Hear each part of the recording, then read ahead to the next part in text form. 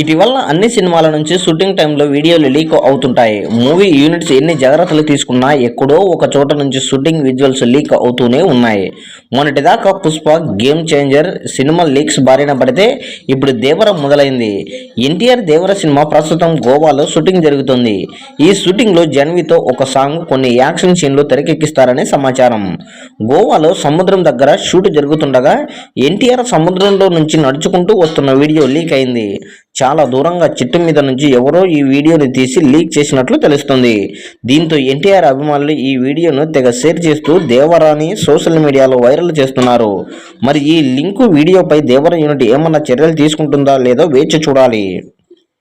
ఇక దేవర కొరటాల శివ దర్శకత్వంలో 2 పార్టులుగా తెరకెక్కుతుండగా మొదటి పార్ట్ అక్టోబర్ 10న రిలీజ్ కానుంది. ఈ సినిమాలో ఎన్టీఆర్ సరసన జాన్వీ కపూర్ నటిస్తుండగా సైఫ్ అలీ ఖాన్ విలన్ పాత్రలో కనిపించబోతున్నాడు.